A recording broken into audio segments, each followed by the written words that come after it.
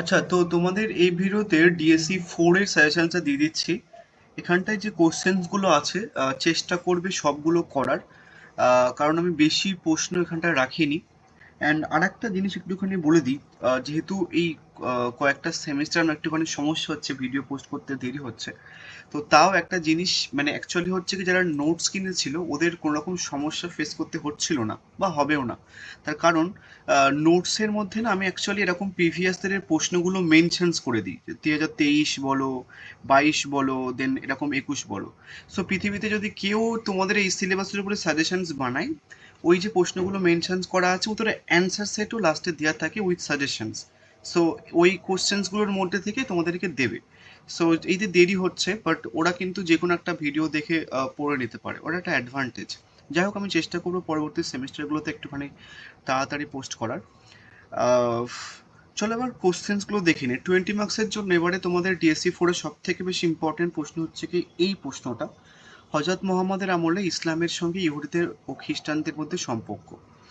Next হচ্ছে কি, পরের প্রশ্ন হচ্ছে ক্যারোলিঞ্জিয় নবজাগরণের বৈশিষ্ট্য ও তাৎপর্য আলোচনা করো। তারপরে হচ্ছে কি যে কুরুশের পটভূমি। আচ্ছা, এই পটভূমি আর প্রেক্ষাপট এই দুটোই কিন্তু এক। যারা ইংলিশ ভার্সন আছো তোমরা আরো ভালোভাবে বুঝতে পারবে। পটভূমি মানে হচ্ছে কি ব্যাকগ্রাউন্ড, আর প্রেক্ষাপট মানে হচ্ছে কি ব্যাকগ্রাউন্ড। যদি প্রশ্নটা ঘুরিয়ে ফিরিয়ে প্রেক্ষাপট না দিয়ে পটভূমি দেয় বা পটভূমি না দিয়ে প্রেক্ষাপট দেয়, একই কিন্তু অ্যান্সার হবে।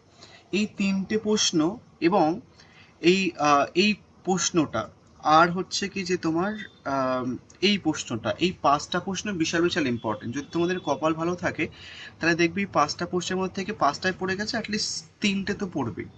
এবার এই পাঁচের দাগে যে প্রশ্নটা আছে, এই প্রশ্নটার অ্যাকচুয়ালি তিনটে পার্ট হয়। এক, ইউরোপীয় সামন্ততন্ত্রের মূল বৈশিষ্ট্য একটা পার্ট, সামন্ততন্ত্রের পতন সংক্রান্ত ঐতিহাসিক বিতর্ক, আর সামন্ততন্ত্রের উদ্ভবের কারণ সম্পর্কিত ঐতিহাসিক বিতর্ক। মানে এদের বৈশিষ্ট্য আর এদের উত্থান এবং পতনের ঐতিহাসিক যে বিতর্কটা, এটা তিনটে প্রশ্ন বলতে গেলে। তো এই সামন্ততন্ত্র থেকে তোমাদের একটা প্রশ্ন আসবে। আর সব থেকে বেশি ইম্পর্টেন্ট হচ্ছে কি যে বৈশিষ্ট্যটার উদ্ভবের কারণটা। সো তোমরা যদি কম্বাইন করে করো এরকম ভাবে যে সামন্ততন্ত্রের বৈশিষ্ট্য পড়ে নিলে, দেন তারপর প্রথম উদ্ভবের কারণটা পড়ে নিলে, একই সাথে বৈশিষ্ট্যটা দেখে নিলে কয়েকটা, দেন তারপর ওদের পতন হয়েছিল কেন সেটা দেখে নিলে, তাহলে একটা কমপ্লিট অ্যান্সার তুমি করে নেবে একটা কম্বাইন করে।